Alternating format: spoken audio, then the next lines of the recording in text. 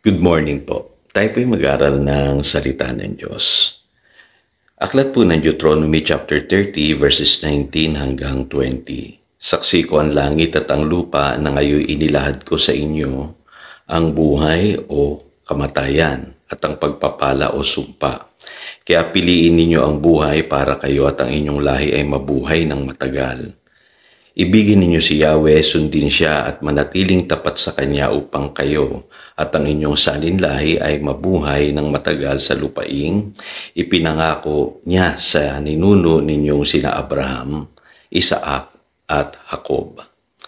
Walking in obedience. So sa pag-aaral po natin ng Deuteronomy chapter 30, may nakikita tayong mahalagang katotohanan dito po sa mga inilahad po ng Diyos sa pamamagitan ni Moses, para sa mga Israelites. Kasi sila po ipapasok sa promised land, at napakahalaga na sila po ay matuto ng mga katotohanang binabanggit po rito sa Deuteronomy chapter 30 verses 13 hanggang 16 at dito po sa verses 19 hanggang 20. At hinihikayat ko pong basahin niyo ulit po itong mga talatang ito.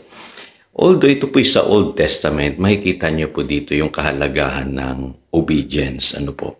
Kasi sa Biblia po, pagka binabanggit po yung salitang walk, ang tinutukoy po dyan ng Bible ay obedience.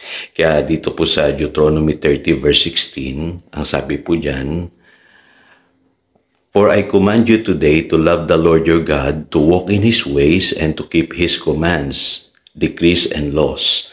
Then you will live and increase, and the Lord your God will bless you in the land you are entering to possess." So yun po ang paalala sa kanila ng Diyos sa pamamagitan ni Moses. Kaya dapat daw po lumakad sila in obedience. Kaya pagka nakita niyo po sa Bible, lalo na sa Old Testament yung salitang walk, isa lang po ang tinutukoy doon, obedience. Makikita niyo po yan sa buhay ni Enoch, ni Noah, ni Abraham, hanggang sa panahon ni Moses, ni Joshua, at sa buhay ng mga Israelites. Kaya hindi po natin pwedeng sabihin na hindi na kailangan ang obedience. Napakahalaga po ng obedience kasi may blessing po sa pagsunod sa Diyos. Ang sabi sa Isaiah 48 verse 18, sa Tagalog po, "Kung sinusunod mo lamang ang aking mga utos, pagpapalay sana'y dadaloy sa iyo parang ilog na hindi natutuyo ang agos. Tagumpay mo sana ay sunod-sunod, parang along gumugulong sa dalampasigan." So dito po makikita natin ang ipinapangako po ng Diyos na kung tayo susunod sa Kanya, yung blessing naririyan lang sa ating buhay. Yung tagumpay ay naririyan lang sa ating buhay. Kaya lang po, meron pong dalawang klase ng obedience na tinutukoy sa Biblia. At ito'y mahalagang malaman din po natin. Unang-una po yung tinatawag na legal obedience. Ito po'y makikita natin doon sa mga tao na ang motivation nila ng pagsunod sa Diyos ay yung takot sa kautusan. Ngayon, ang tawag po dyan ng mga theologians o mga pastor, legalism. Ang legalism po ay yung natatakot ka lang sa Diyos, sa kaparusahan, kaya ka sumusunod. At maraming tao gumagawa ng ganyan. Pero meron pong tinatawag na gospel obedience. Ang gospel obedience po, yan po yung motivated by love. Kaya ka gumagawa, kumikilos, sumusunod, sa Diyos, ay dahil ikaw ay nagmamahal sa Kanya. Kaya ako'y naniniwala po kung ano yung obedience na nire-require ng Lord sa Old Testament, ganun pa rin po sa New Testament. Yung obedience na nagmumula sa pagmamahal natin sa Diyos. At sa 1 Thessalonians chapter 1 verse 3, binabanggit po yung obedience na yan. Ang sabi rito? "We continually remember before our God and Father your work produced by faith, your labor prompted by love, and your endurance inspired by hope in our Lord Jesus Christ." So dito mayroon pong binabanggit na work produced by faith. So ibig sabihin, yung totoong pananampalataya, may pagsunod po yan, gumagawa po yan. Dahil yan ay prompted by love and inspired by hope. Kaya makikita niyo po sa buhay po ng mga taong sumusunod sa Diyos, yung pagkilos ng Diyos sa kanilang buhay. Ang nakakatuwa po dito sa pag-aaral natin sa Deuteronomy chapter 30, naintindihan natin yung patungkol sa blessing and curses, sa verse 15, na yung blessing and curses pala naririto na sa mundong ito. Pipiliin mo lamang kung saan mo gustong mamuhay. Kaya we must choose to live in the blessing side.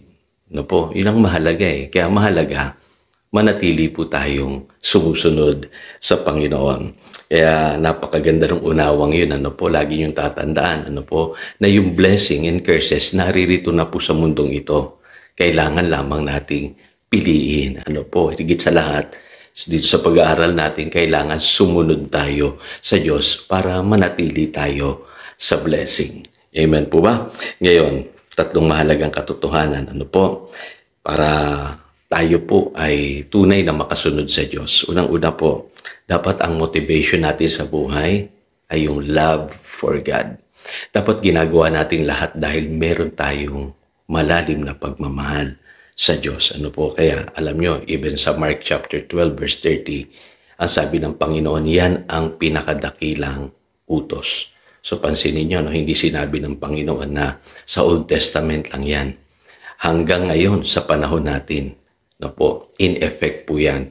Yung love the Lord your God with all your soul, with all your heart, with all your mind, with all your strength.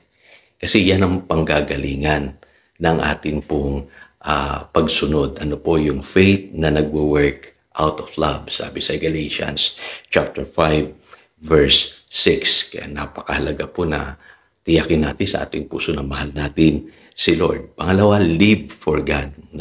Kasi alam niyo po, kung tunay tayo nagmamahal, susunod po tayo sa Kanya. Kaya nga po, Lord ang tawag natin sa Panginoong Jesus ibig sabihin, kung tunay kang nagmamahal, susunod ka sa iyong Panginoon. At tandaan po natin sa 1 Samuel chapter 15, verse 22, obedience is better than sacrifice. Panghuli, ito po, listen to God's word daily. Alam niyo po, nakaka-inspire po lumakad in obedience kapag nakikinig po tayo araw-araw ng salita ng Diyos. At mapapansin niyo po yan sa Psalm chapter 1 verse 2 kay Joshua. Sa buhay niya sa Joshua chapter 1 verse 8. Kung talagang mahal mo si Lord, magbabasa ka at magme-meditate ng kanyang mga salita. Yun din ang sinasabi ng John chapter 14 verses 23, Luke chapter 10 verse 39 and 42. Makikita ninyo na higit na kinalugdan ng Diyos si Maria na nakinig na salita ng Diyos kaysa kay Martha. Kasi alam ng Diyos kung sino yung nagmamahal sa Kanya, yung pong nagmamahal sa Kanyang mga salita. So again, ito po si Pastor Jojo, nagpapaalala upang daluyan tayo ng pagpapala, manatili tayo sa Kanyang salita. Good morning.